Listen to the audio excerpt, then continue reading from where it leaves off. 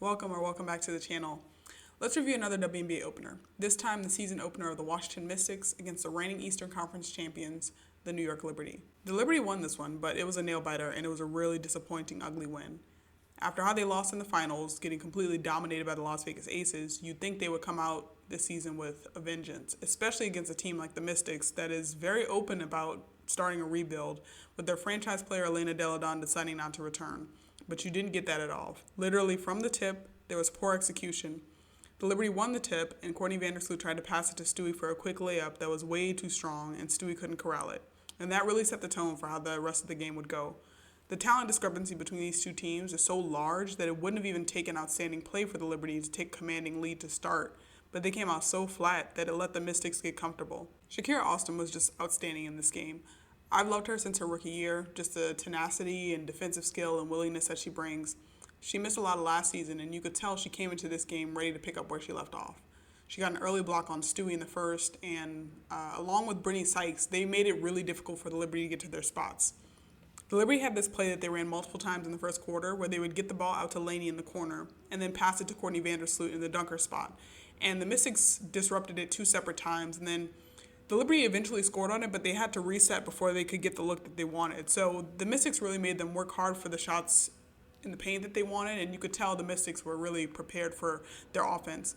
Jonquel Jones tried to space the defense out, and since the paint was being blocked, and she tried to attack the mid-range, and she did hit a really nice contested fadeaway in the first quarter, but her teammates just weren't taking her lead, and when they did take shots, they weren't knocking them down. Stewie was god-awful. There is no way you look at that game and say, oh yeah, that's the best player on the floor, that's the reigning MVP. She ended the game with only 8 points. She had 3 turnovers, 1 block.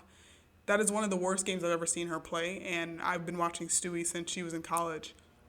They also got no help from their backcourt. Courtney Vandersloot was horrible as well, with 6 points and only 5 assists for a team that desperately needed some kind of ball movement and to get their shooters in rhythm. Sabrina Ionescu wasn't great either. She had 15, which on paper sounds good for a role player, but it was horrible efficiency. She was 14% from 3 and 33% from the field in general, just not going to cut it, although she did do a better job of passing than Vandersloot did. Benijah Laney was the only starter who really made a consistent good impact from start to finish, but overall just unacceptable for what's supposed to be a big 3 or even big 4, depending on who you ask, led super team. They didn't seem like they wanted to win this game, even though it was never really out of hand, and it felt like they gave up. In the fourth quarter, Stewie sat for the first half of the quarter, even though they were down. And so that was a head-scratching decision by Sandy Brondello. And then the players who were on the court, there was a fast break during the fourth, and Jonquel Jones and Courtney Vandersloot just stood in the backcourt. They didn't even try to run back with the offense, so they turned what should have been an advantage into a 3-on-4. So they're really lucky that they even ended up scoring on that play. But shout out to the Mystics for taking advantage of this poor energy for most of this game, and not letting the Liberty completely off the hook. Steph Dolson had a good game. She came over to the Mystics from the Liberty this offseason and played in this first game, so sort of a revenge game. And you can tell the Mystics are trying to use her as like a poor man's Elena Delle Donne. It's a stretch 5, and it actually worked pretty well this game. She was hitting her threes. She was gritty on defense. Really good play from her. The Mystics' spacing was really great throughout the game. They really were able to operate their offense at 3 different levels. They had their shooters. For the most part, people were hitting their shots. The ball was moving constantly.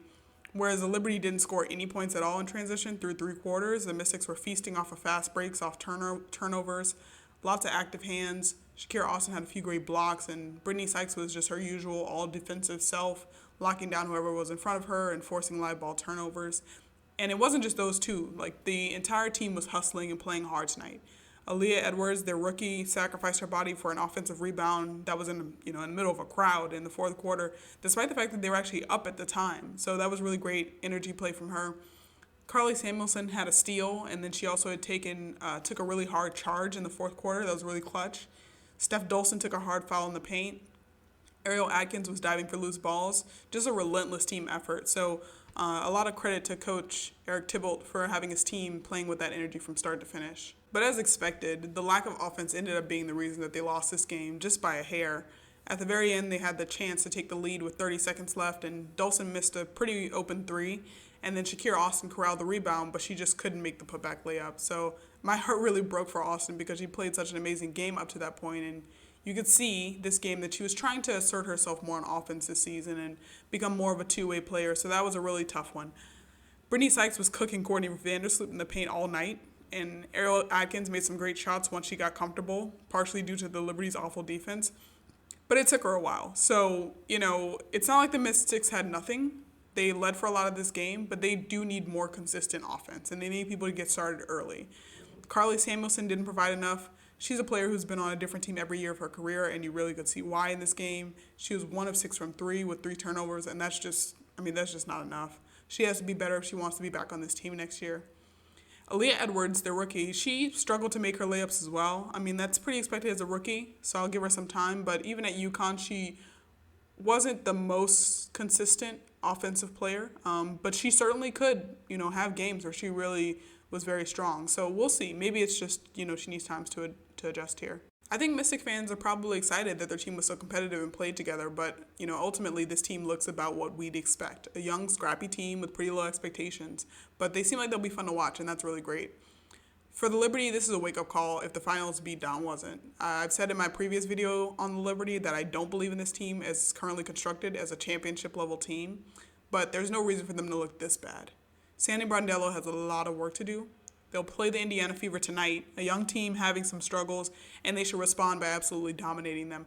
If they do not do that, the chatter in New York will start to get really loud.